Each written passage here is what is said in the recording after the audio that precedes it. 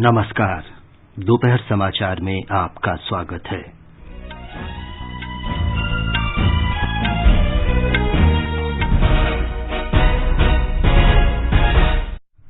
प्रधानमंत्री नरेंद्र मोदी कल पीएम किसान सम्मान निधि योजना की अगली किस्त जारी करेंगे। राष्ट्रीय अन्वेषण अभिकरण एनआईए ने देश विरोधी गतिविधियों के लिए धन मुहैया कराने के संबंध में जम्मू कश्मीर में कई स्थानों पर छापे मारे। देशव्यापी कोविड टीकाकरण अभियान में 50 करोड़ से अधिक टीके लगाए गए। स्वस्थ होने की दर 97.39% हुई। राष्ट्रीय राजधानी दिल्ली में सभी साप्ताहिक बाजार कल से कोविड दिशा निर्देशों का पालन करते हुए फिर से खुलेंगे। कर्नाटक वर्तमान शिक्षण सत्र से नई राष्ट्रीय शिक्षा नीति लागू करने वाला देश का पहला राज्य। बिहार में बिजली गिरने की घटनाओं में 14 लोगों की मौत। मौसम विभाग ने अगले 48 घंटों में राज्य में तेज वर्षा और बिजली गिरने का अनुमान व्यक्त किया। राष्ट्र आज भारत छोड़ो आंदोलन की 79वीं वर्षगांठ मना रहा है। विदेश मंत्री डॉक्टर सुब्रमण्यम जयशंकर ने नई दिल्ली में कतर के विशेष दूत मुतल्लक बिन माजिद अल कहतानी के साथ अफगानिस्तान की सुरक्षा स्थिति पर चर्चा की। टोक्यो ओलंपिक खेलों का आज समापन। बजरंग पूनिया समापन समारोह में भारत के ध्वजवाहक होंगे।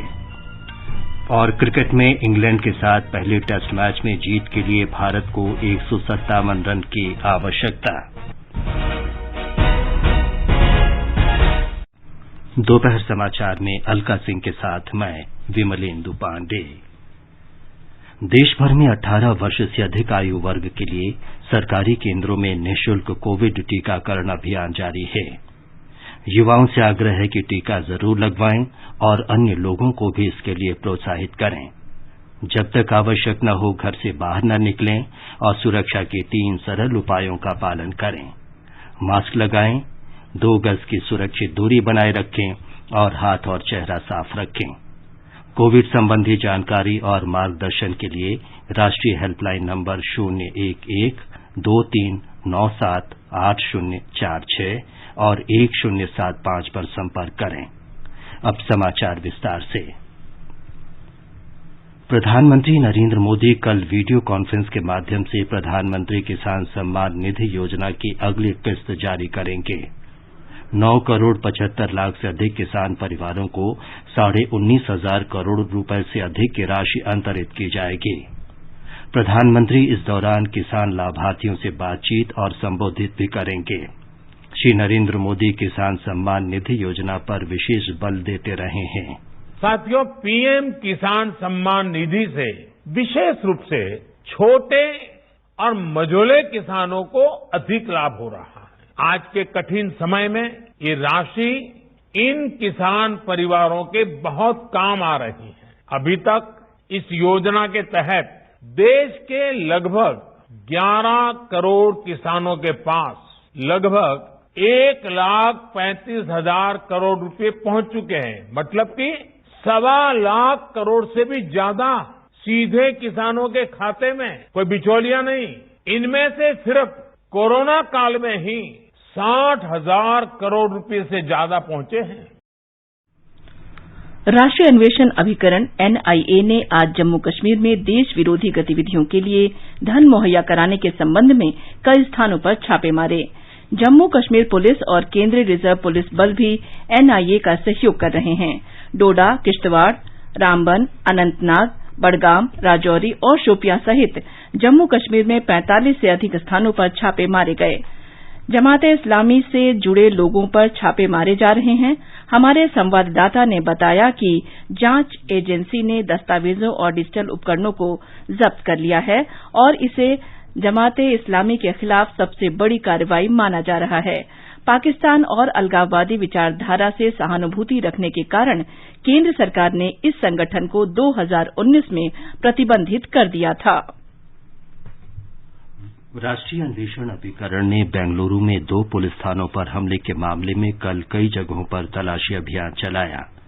जांच एजेंसी ने इस मामले में फरार 7 अभियुक्तों के ठिकानों पर छापे मारे। इस दौरान कई दस्तावेज और इलेक्ट्रॉनिक उपकरण जब्त किए गए। इस मामले में 247 लोगों के खिलाफ आरोप पत्र दायर किए गए थे।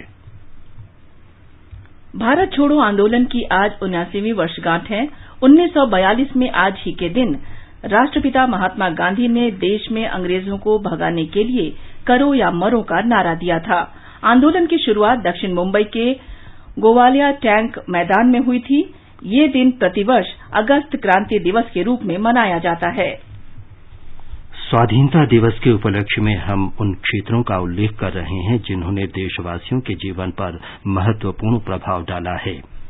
इस श्रृंखला में आज बात करेंगे युवा सशक्तिकरण के। पिछले 7 वर्ष में युवा सशक्तिकरण एनडीए सरकार की नीति निर्धारण, शासन और एजेंडे का प्रमुख हिस्सा रहा है। सरकार ने युवाओं के सशक्तिकरण पर विशेष ध्यान दिया है और कई योजनाएं आरंभ की हैं। वर्ष 2019 में राष्ट्रीय युवा संसद पुरस्कार कार्यक्रम में प्रधानमंत्री नरेंद्र मोदी ने युवाओं का आह्वान किया था कि वे कभी अपनी आकांक्षाओं पर अंकुश न लगाएं।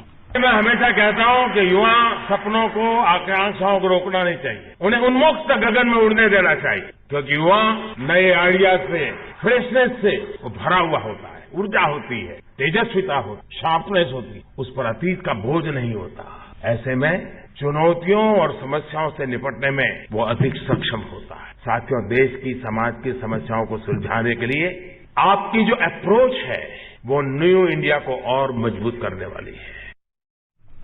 इस संबंध में ये रिपोर्ट।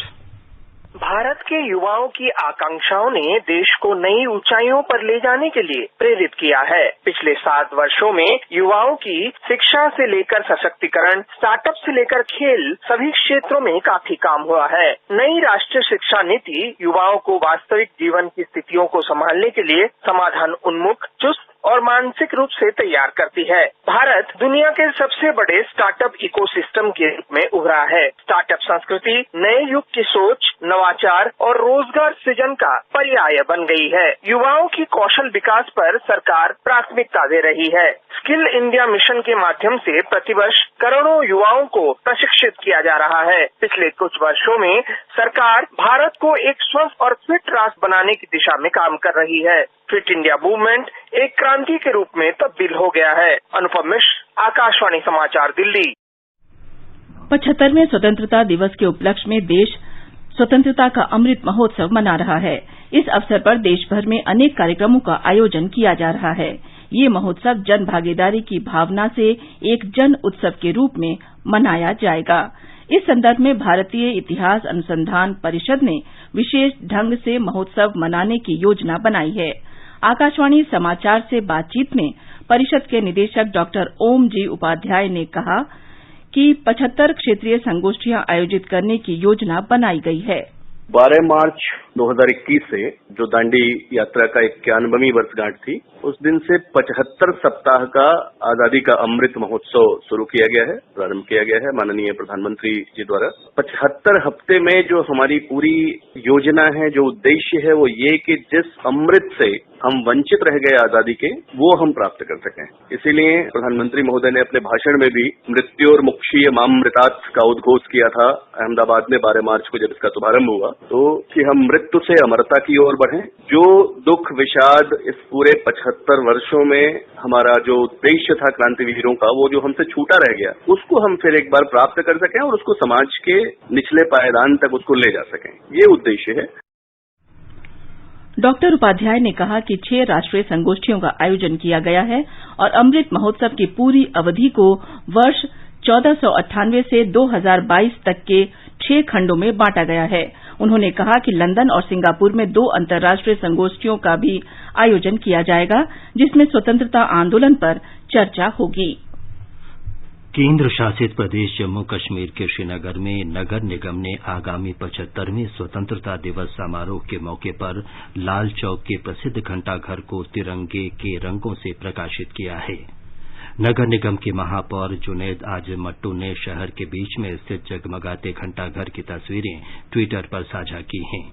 इन तस्वीरों में घंटाघर के शीर्ष पर लगाई गई बिल्कुल नई छोटी घड़ियों को भी दर्शाया गया है। ये समाचार हमारी वेबसाइट newsonair.com/hindi और हमारे mobile app news on AIR पर भी उपलब्ध हैं। चलो मिलकर एक शुरुआत करें, चलो एक फैसला आज करें, मास्क नहीं तो टोकेंगे, कोरोना को रोकेंगे, चलो एक इरादा करते हैं, चलो कुछ वादा करते हैं, मास्क नहीं तो टोकेंगे, कोरोना को रोकेंगे। दोपहर समाचार में आपका फिर स्वागत है। देशव्यापी टीकाकरण अभियान के अंतर्गत अभी तक कोविड के 50 करोड़ 68 लाख से अधिक टीके लगाए जा चुके हैं। स्वास्थ्य मंत्रालय के अनुसार पिछले 24 घंटों में 55,91,000 से अधिक टीके लगाए गए और 43,910 व्यक्ति कोरोना संक्रमण से स्वस्थ हुए। संक्रमण मुक्त होने की दर 97.39% हो गई है। देश में अब तक 3 करोड़ 10 लाख 99,000 मरीज कोरोना से ठीक हो चुके हैं। देश में पिछले 24 घंटों में 39,000 से अधिक नए मरीज सामने आए हैं और 491 लोगों की मौत हुई है। कोविड जांच में भी तेजी आई है। अब तक 48 करोड़ नमूनों की कोविड जांच की जा चुकी है।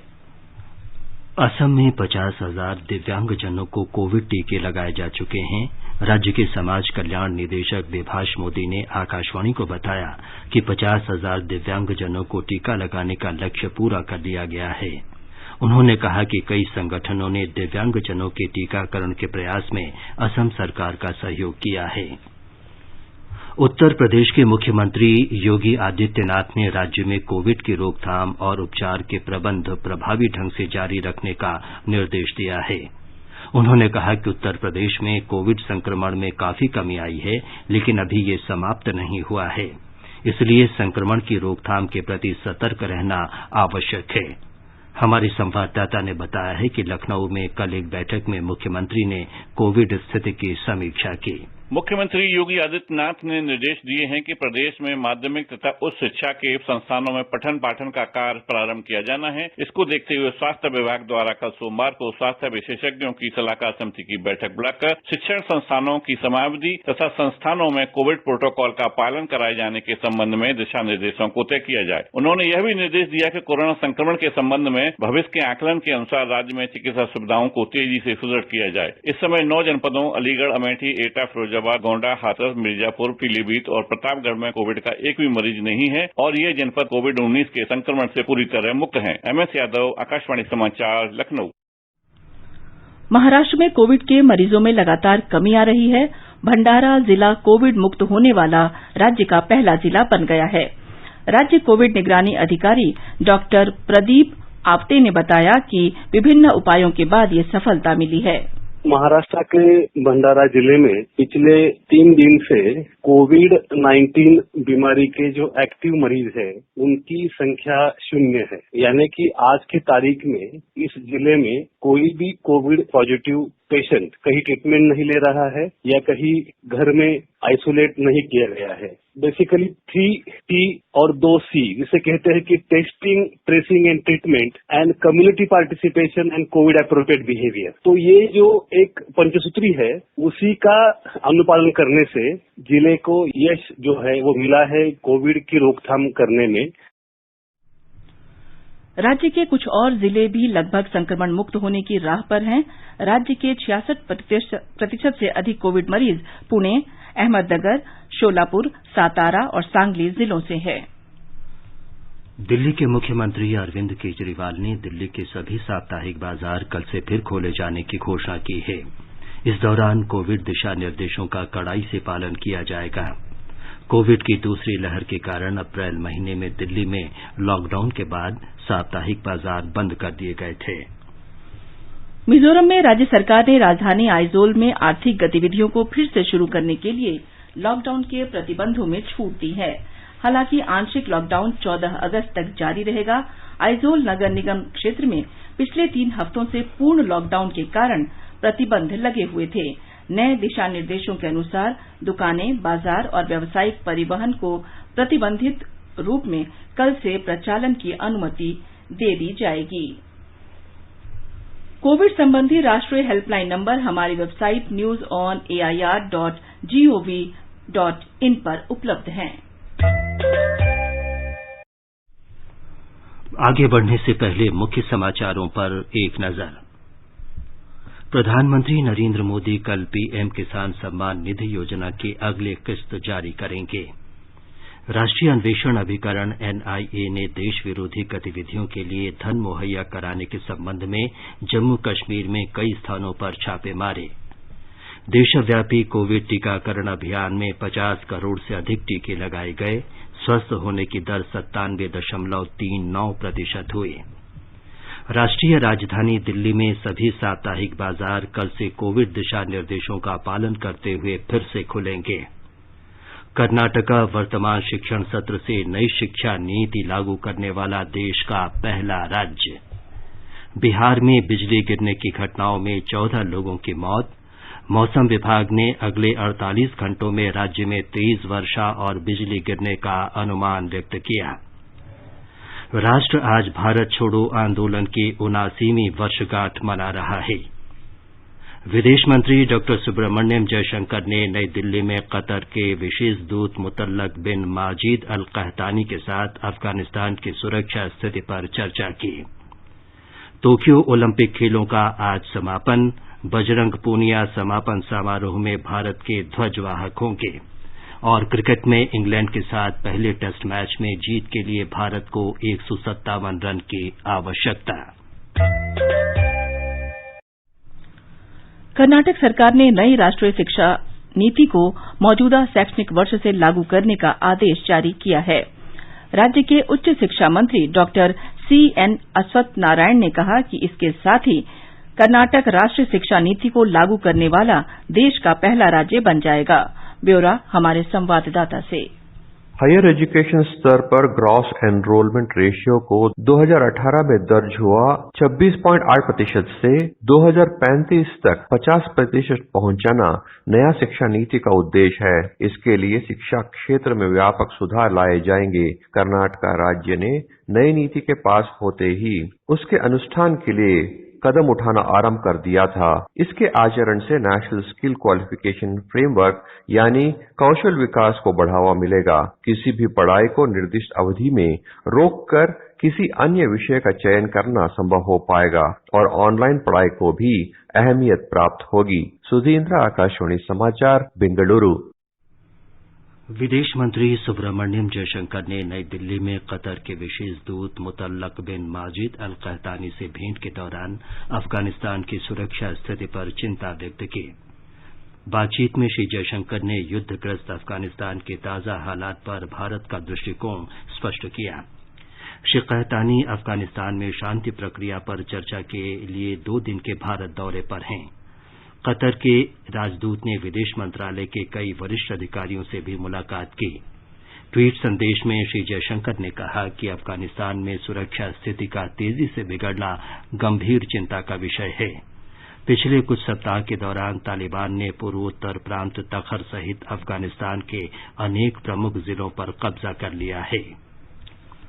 भारतीय जनता पार्टी के अध्यक्ष जगत प्रकाश नड्डा आगरा में पार्टी कार्यकर्ताओं और पदाधिकारियों के साथ बैठक कर रहे हैं। श्री नड्डा शाम को कोरोना योद्धाओं के सम्मान में आयोजित एक कार्यक्रम में शामिल होंगे।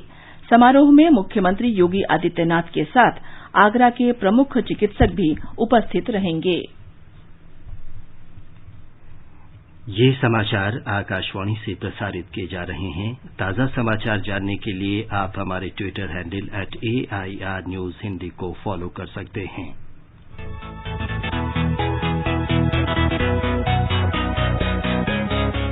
दुनिया रंग बिरंगी, खट्टे मीठे रसीले समाचारों का सतरंगी खजाना आकाशवाणी पर। खबरें होंगी हटकर, जानेंगे कुछ अलग, हंसेंगे खुलकर, करेंगे सजग।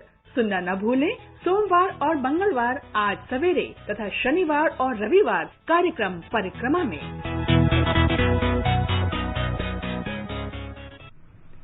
ये आकाशवाणी है। बिहार में औरंगाबाद, रोहतास और बांका जिलों में बिजली गिरने से 14 लोगों की मृत्यु हो गई और 4 घायल हो गए। मौसम विभाग ने अनुमान व्यक्त किया है कि राज्य के विभिन्न भागों में अगले 48 घंटों में तेज वर्षा और बिजली गिरने की घटनाएं हो सकती हैं। लोगों से कहा गया है कि वे इस प्राकृतिक आपदा की आशंका के समय घरों में ही रहें। मुख्यमंत्री नीतीश कुमार ने घटना पर दुख व्यक्त किया है और मृतकों के निकट संबंधी को 4-4 लाख रुपए की अनुग्रह राशि देने की घोषणा की है। मुख्यमंत्री ने घायलों के निःशुल्क उपचार के निर्देश दिए हैं। अब एक नजर आज के मौसम पर। देश के 4 महानगरों दिल्ली, मुंबई, चेन्नई और कोलकाता में आमतौर पर बादल छाए रहने और हल्की वर्षा की संभावना है। तापमान 26 डिग्री सेल्सियस से 36 डिग्री सेल्सियस के बीच रह सकता है। उत्तर भारत में श्रीनगर, जम्मू, लेह, गिलगित और मुजफ्फराबाद में आंशिक रूप से बादल छाए रहने का अनुमान है। कुछ स्थानों पर गरज के साथ बारिश होने की संभावना है। देश के पूर्वोत्तर क्षेत्र में गुवाहाटी, इम्फाल, शिलांग, कोहिमा और आइजोल में बादल छाए रहेंगे और गरज के साथ बारिश होने की संभावना है। न्यूनतम तापमान 18 और अधिकतम 34 डिग्री सेल्सियस के बीच रहने के आसार हैं। ईटानगर, अगरतला और गैंगटोक में बादल छाए रहने और 1-2 स्थानों पर गरज के साथ वर्षा होने का अनुमान है। न्यूनतम तापमान 18 और अधिकतम तापमान 34 डिग्री सेल्सियस के बीच रहेगा। अहमदाबाद में आमतौर पर बादल छाए रहेंगे। न्यूनतम तापमान 28 डिग्री सेल्सियस रिकॉर्ड किया गया और अधिकतम तापमान 35 डिग्री सेल्सियस तक जा सकता है। और अब आज का संस्कृति संदेश।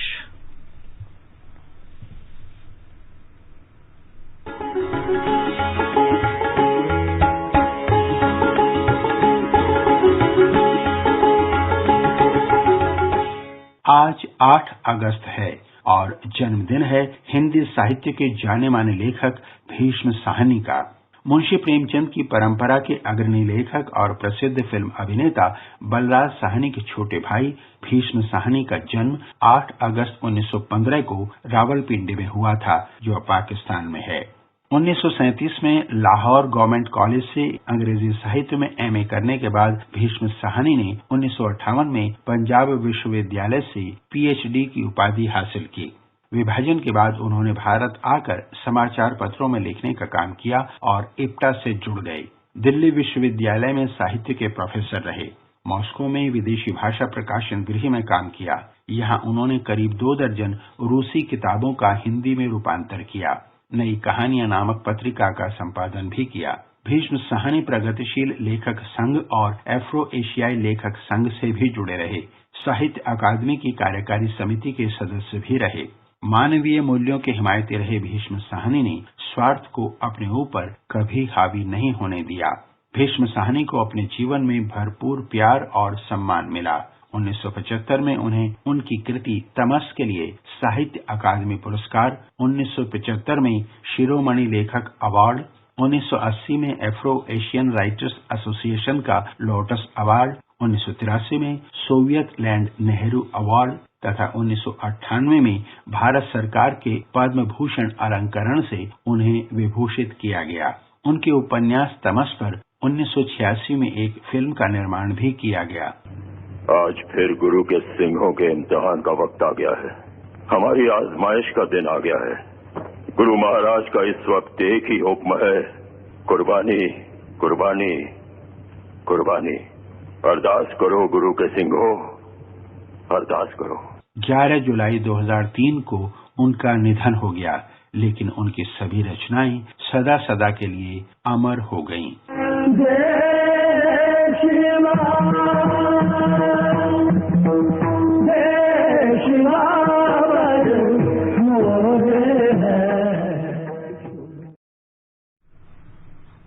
टोक्यो ओलंपिक में भारत ने अब तक का सर्वश्रेष्ठ प्रदर्शन किया है। भाला फेंक में नीरज चोपड़ा के स्वर्ण पदक ने भारत को ये उपलब्धि दिलाई है।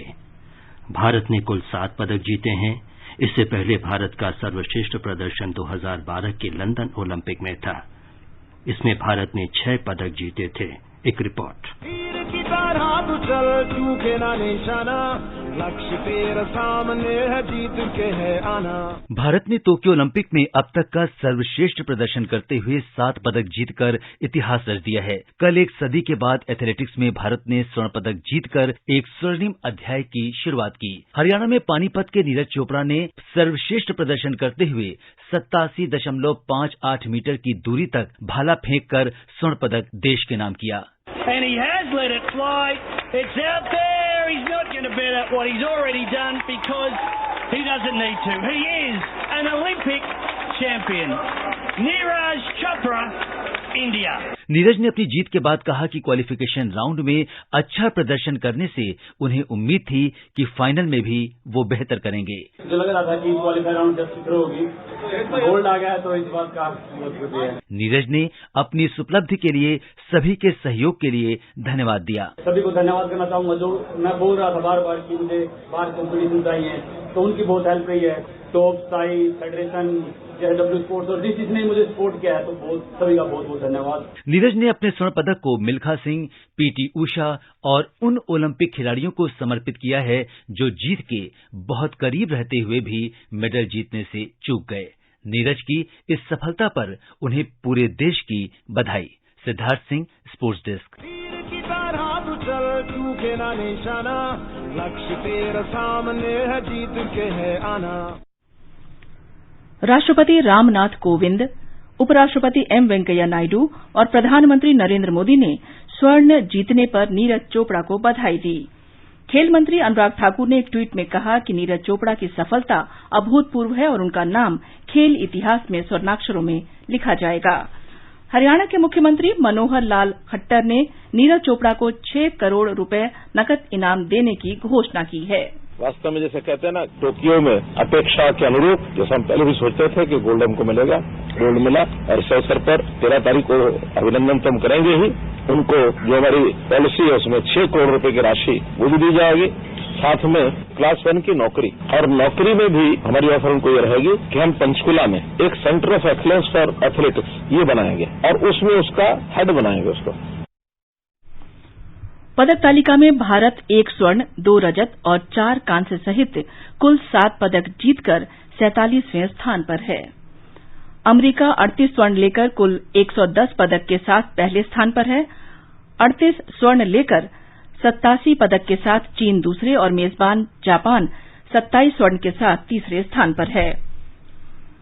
23 जुलाई से शुरू हुए टोक्यो ओलंपिक खेलों का आज शाम समापन हो रहा है। टोक्यो ओलंपिक के समापन समारोह का आयोजन आज शाम टोक्यो के नेशनल स्टेडियम में किया जाएगा। कोविड को ध्यान में रखते हुए उद्घाटन समारोह की तरह समापन भी सादगी से होगा। समापन समारोह के दौरान परेड में कांस्य पदक विजेता पहलवान बजरंग पुनिया भारत के ध्वजवाहक होंगे।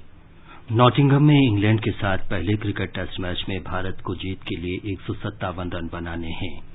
उसके 9 विकेट शेष हैं। चौथे दिन के खेल की समाप्ति पर कल भारत ने 1 विकेट पर 52 रन बनाए थे। स्टंप्स के समय चेतेश्वर पुजारा और रोहित शर्मा क्रीज पर थे। केरल में अपने पूर्वजों की याद में आज सुबह आयोजित बलिदान की रस्म करक्किड़का वावुवली में हजारों लोगों ने हिस्सा लिया। मलयालम महीने करक्किड़कम में वावुवली का अनुष्ठान करना अत्यंत शुभ माना जाता है। अंत में मुख्य समाचार एक बार फिर। प्रधानमंत्री नरेंद्र मोदी कल PM किसान सम्मान निधि योजना की अगली किस्त जारी करेंगे। राष्ट्रीय अन्वेषण अभिकरण NIA ने देश विरोधी गतिविधियों के लिए धन मुहैया कराने के संबंध में जम्मू कश्मीर में कई स्थानों पर छापे मारे। देशव्यापी कोविड टीकाकरण अभियान में 50 करोड़ से अधिक टीके लगाए गए। स्वस्थ होने की दर 97.39% हुई। राष्ट्रीय राजधानी दिल्ली में सभी साप्ताहिक बाजार कल से कोविड दिशा निर्देशों का पालन करते हुए फिर से खुलेंगे। कर्नाटका वर्तमान शिक्षण सत्र से नई राष्ट्रीय शिक्षा नीति लागू करने वाला देश का पहला राज्य। बिहार में बिजली गिरने की घटनाओं में 14 लोगों की मौत। मौसम विभाग ने अगले 48 घंटों में राज्य में तेज वर्षा और बिजली गिरने का अनुमान व्यक्त किया। राष्ट्र आज भारत छोड़ो आंदोलन की 79वीं वर्षगांठ मना रहा है। और विदेश मंत्री डॉक्टर सुब्रमण्यम जयशंकर ने नई दिल्ली में कतर के विशेष दूत मुतल्लक बिन माजिद अल कहतानी के साथ अफगानिस्तान की सुरक्षा स्थिति पर चर्चा की। टोक्यो ओलंपिक खेलों का आज समापन। बजरंग पूनिया समापन समारोह में भारत के ध्वजवाहक होंगे। इसके साथ ही दोपहर समाचार का ये अंक समाप्त हुआ। नमस्कार।